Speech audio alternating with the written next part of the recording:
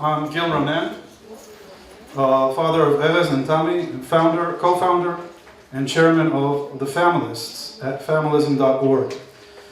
I'd like to try and make some sense of what we've already heard today and what it is that we're seeing here. So let's start with a quote from John Stuart Mill's The Subjection of Women, which I think is very relevant to this conference. In every respect, writes Mill, in every respect, the burden is hard on those who attack an almost universal opinion. They must be very fortunate, as well as unusually capable, if they obtain a hearing at all. Now, I should say that I stole that quote from the opening pages of a new book called The Privileged Sex by Professor Martin van Crefeld, which is coming out soon on Amazon and which I highly recommend, and it applies to Martin himself, who is a pioneer of historical criticism of genderist claims, and he's sitting right over there. It applies to Professor Murray Straus, our guest of honor and keynote speaker here, and it applies to Professor Sarah Ben-David. Professor Ben-David has been absolutely fearless in this fight, and it is a fight, and it's for this reason that we at the Familists intend to nominate her for the next Israel Prize for Criminology.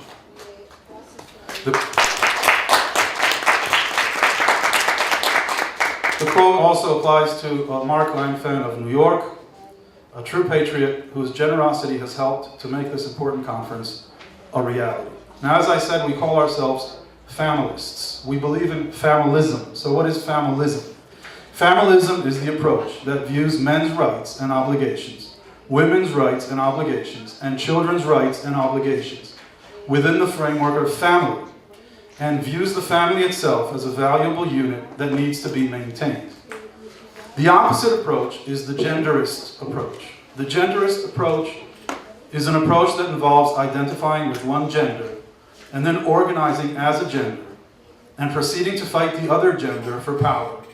This is an approach that is reminiscent of class warfare, and I want to quote Professor Ruth Wise of Harvard, who summed things up when she said about this movement, quote, by defining relations between men and women in terms of power and competition, instead of reciprocity and cooperation, the movement tore apart the most basic and fragile contract in human society, the unit from which all other social institutions draw their strength. So you see, what we're talking about here is a very serious matter that goes beyond the scope of academic research. Now, Professor Straus, you've shown us two presentations in one.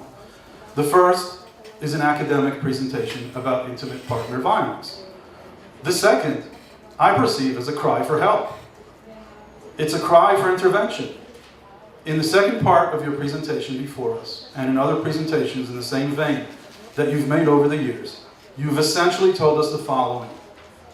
A certain force is preventing me and my colleagues from doing our jobs. We've reached certain findings. We wish to publish these findings. But a force stronger than ourselves, which we do not have the tools to deal with, is systematically hindering our ability to carry out our research on the topics we choose to study in accordance with our academic and scientific standards. The same force has been misrepresenting our findings through malevolent deeds, like publishing only one column of data out of two columns in a way that changes the entire nature of the findings. So obviously you never said all this in quite this way, but this is how I understand the message that you're delivering between the lines. And as you said, this has been going on since 1977 at least. So that's 35 years. And there's no real change, 36 years. You are the whistleblower, and you've provided us with a smoking gun. And the obvious question is, who's holding that gun?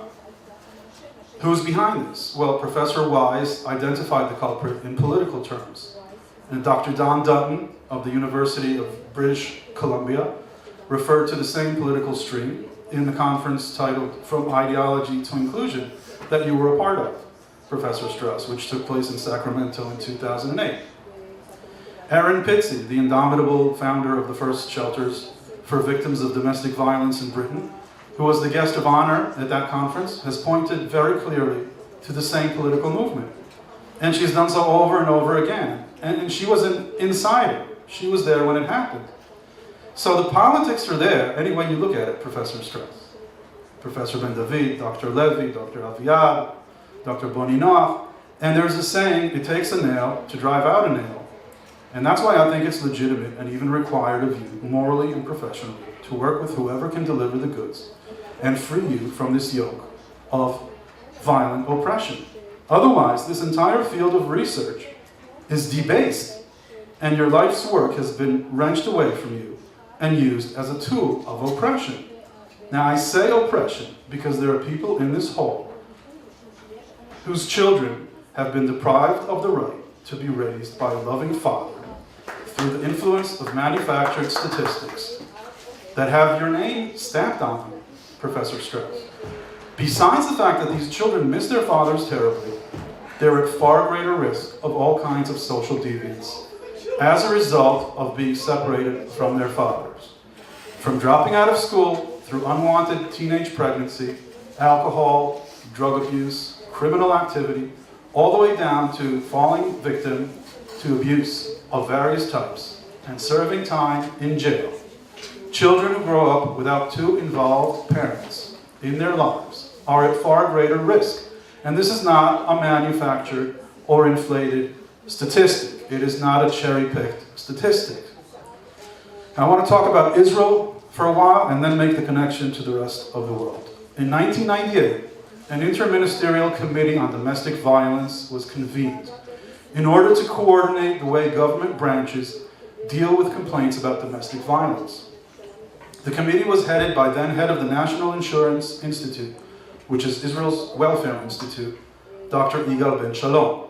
Providing academic background for the committee was Dr. Orly Ines Koenig, who received her doctorate in social work from Haifa University.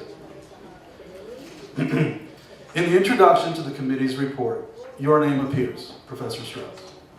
Next to it is the claim that 27.8% of American women were hit at least once in their lifetimes by their husbands.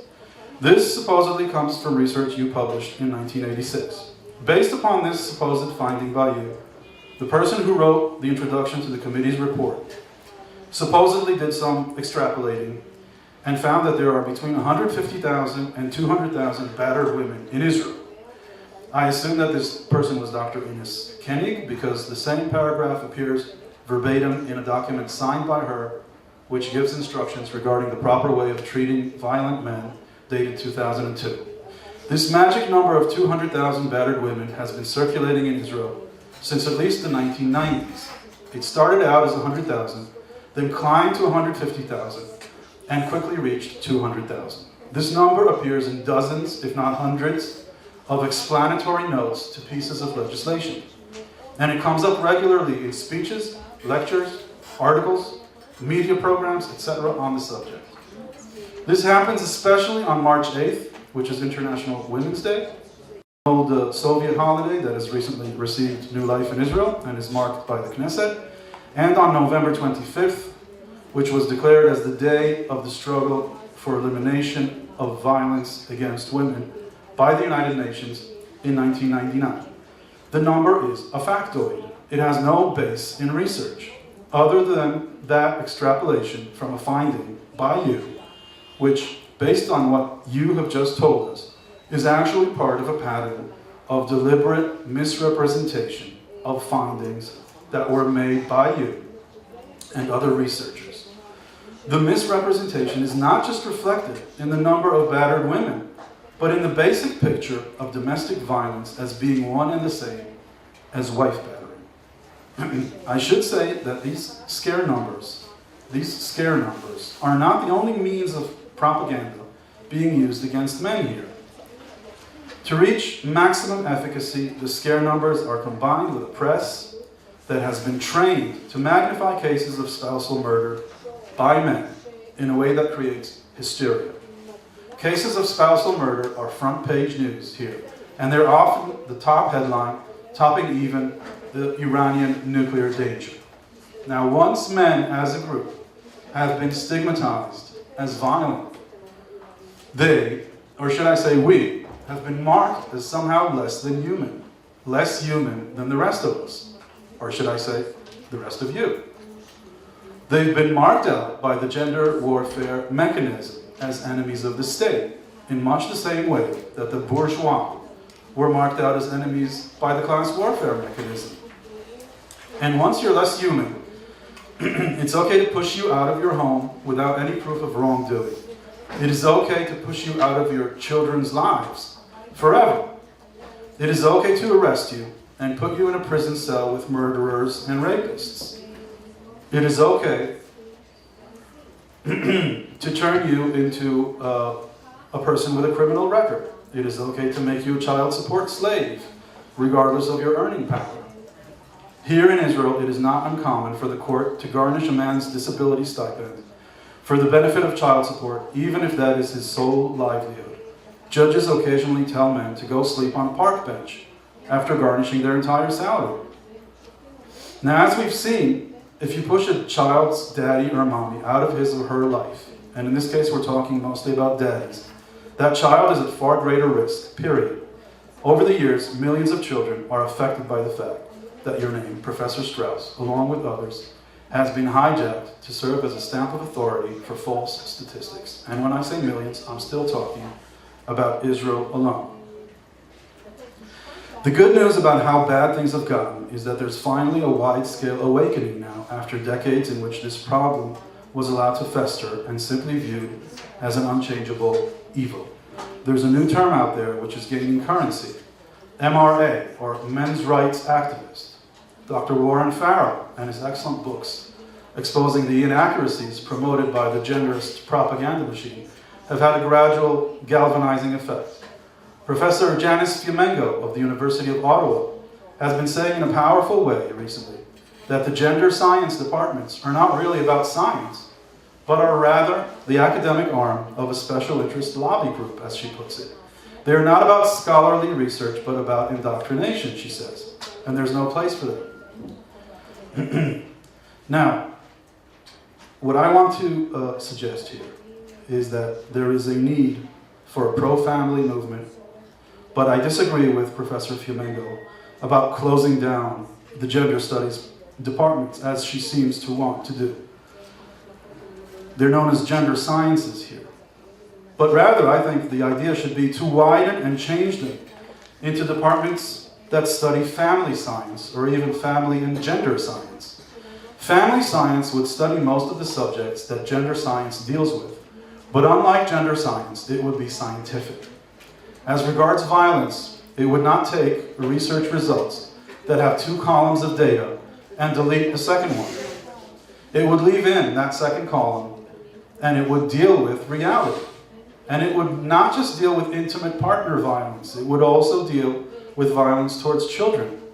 This conference that we're in is possibly the most liberated international university conference on the subject of family conflict in the history of the world. And yet we do not have a speaker on violence against children.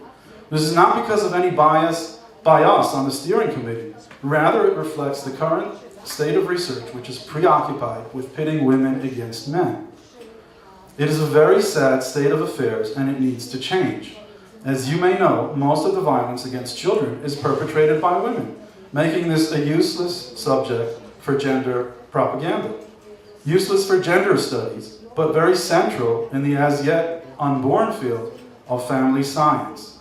As regards earnings, family science would not just fill the air with statistics that show that women earn less than men on average. It would also ask what drives men to earn more. It would ask men about their sense of responsibility as breadwinners.